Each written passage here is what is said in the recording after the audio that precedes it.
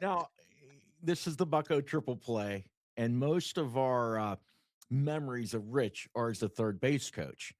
But Rich was first a bullpen coach. Do you have any great stories or any recollections of Rich as a bullpen coach? I got a great one.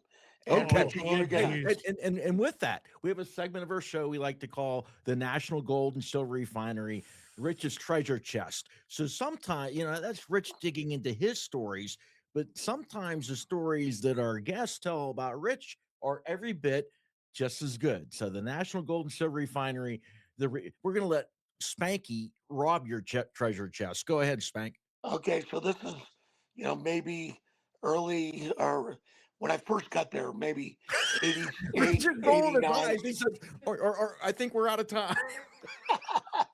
So we're in Chase Stadium, and they have two warm-up mounds down in the bullpen. And I was down there, and Richie could catch. So we had two catchers. Well, Leland's got two guys up. Here's another phone call. Says, get so and so up. And Richie's, look, we already have two guys on the mound. He says, get the other guy up and have him play catch with somebody else.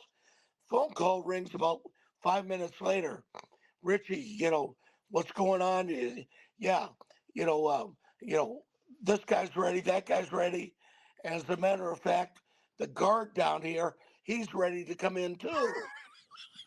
That's right. We had three guys warming up. First time in big league history. Harry the guard. Yeah, we had three guys warming up. But that's Yeah, that's so the it's like, genius of Jim Leland. I think he had Landrum and Patterson warming up, and he Bill says, Landrum, yeah, and, and and Bob he Patterson. says, we'll Yep. get Kipper up. I go, you got two guys warming up. He goes, we'll get three of them warming up.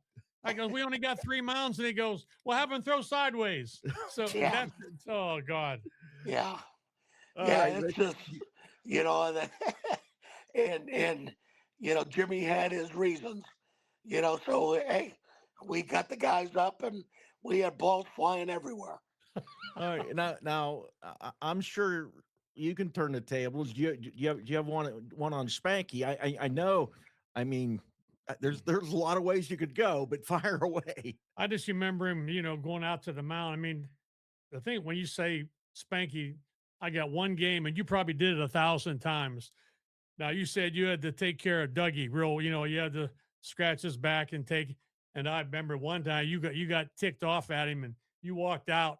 You took off your mask, and he says, "Are you trying or what?" And he about passed out.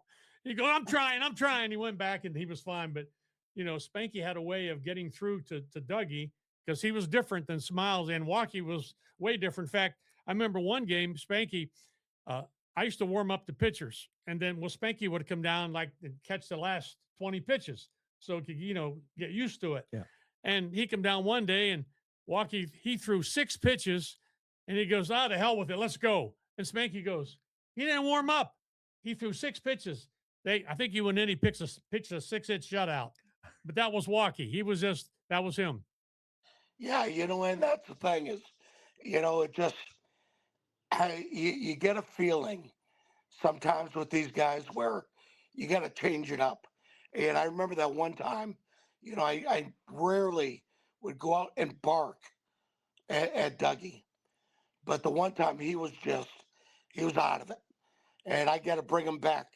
I did it to Smiles one time, went out there, and I purposely stepped on his big toe with my spike, and he's hot and he's pissed off, and he goes, "You're on my toe. You're on my."